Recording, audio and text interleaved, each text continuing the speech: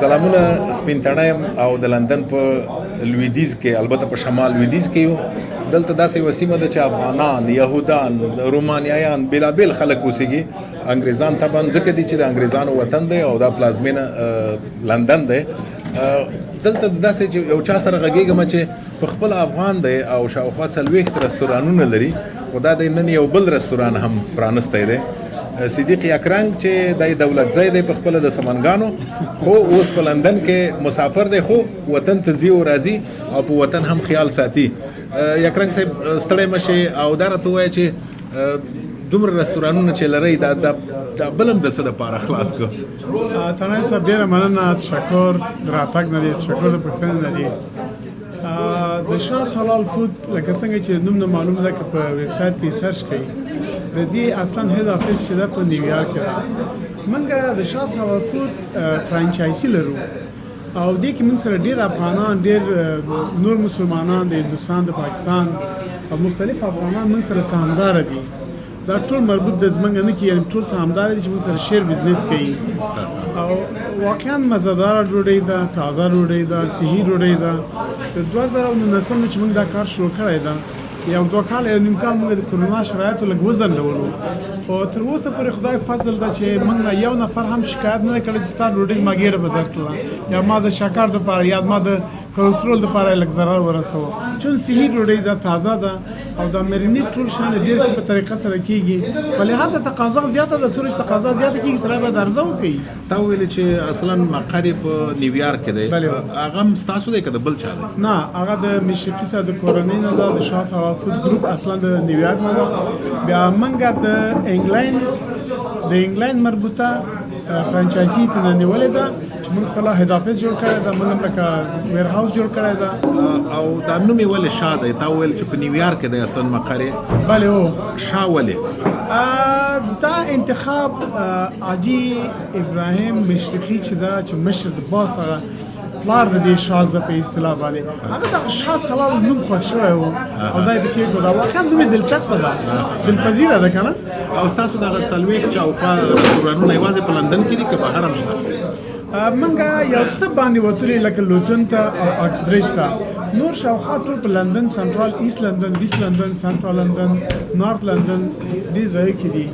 نو لندن خو ته پوهېږي چې امکانات د دې ډېر زیات لري موږ که زر رستوران او دوکانونه خلاص خلک نور هم غواړي درنه چې لوی ملک ده لوی ښار ده او بله خبره دا ده چې طبعا تاسو خو اوس اصلا افغان یې او افغانستان سره مو هر څه تړلي دي یادېږي مو لکه زموږ د ټولو چې یادېږي افغانستان ته مو څه ګټه رسېږي په دې کاروبار کې ښه پوښتنه ده موږ د افغانستان دپاره یو مندوزی ده چې هغه چارټي ته وفرد بدري ځلې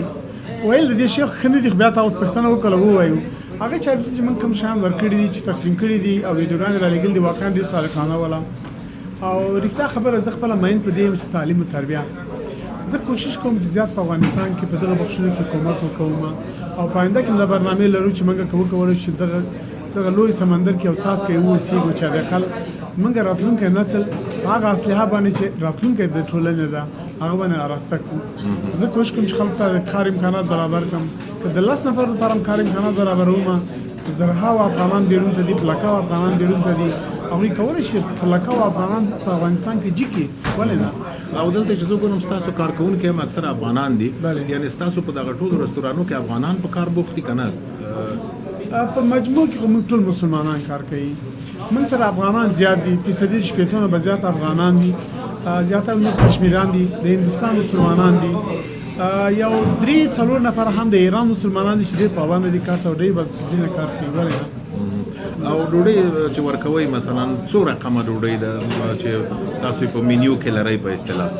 زموږ ډوډۍ ډېره سمپل ده او دا ښایست په دې کې ده چې سمپل ډوډۍ ده مزهداره ډوډۍ ده هر ډوډۍ د چار څه کې خوښوي تعداد د ډوډۍ چې زیات شي سړی ټول ته چې ګوري هغه خوند ته د لاسه ځي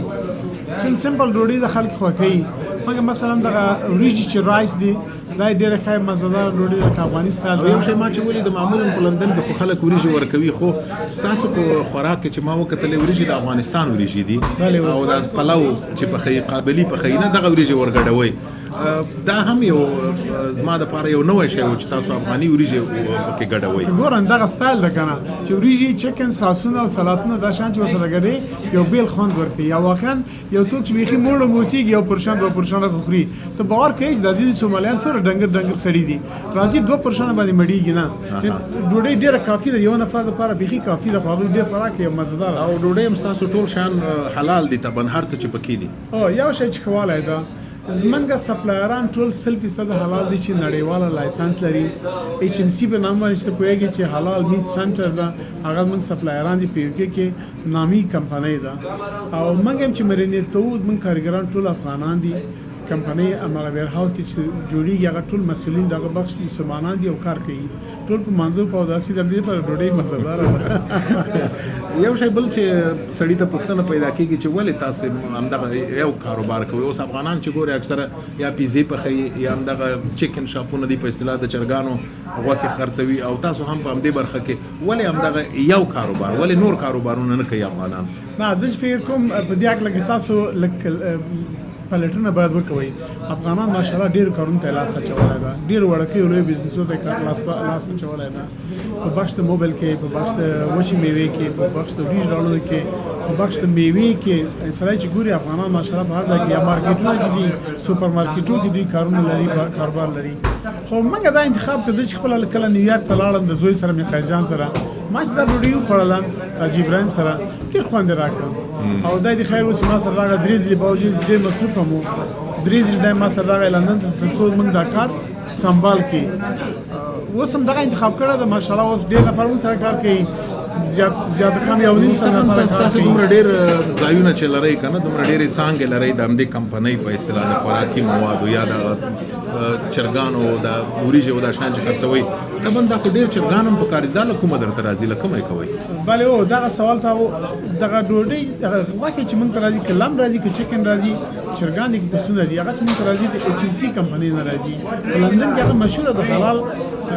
راجستر شوی او د حلال لایسنس لرونکي کمپنۍ دغه ټول موږ ته راوړي په ټولو هماغه راځي موږ ته. نو دا تازه یې طبعا تازه درته رارسېږي؟ هو دا ډوډۍ زموږ یو ښه والی چې لري هغه دا ده تنی صاحب ټول شی زموږ تازه ده فروزن شی موږ نه لرو. شپې راځي شپې جوړیږي سبا توزیع کېږي او پخېږي. او د نرخ په حساب څنګه د خلکو ته واره کوي که نه ځکه دلته خو د خلکو اقتصاد هم د ډېرو خلکو ډېر ښه نه دی. مثلا یو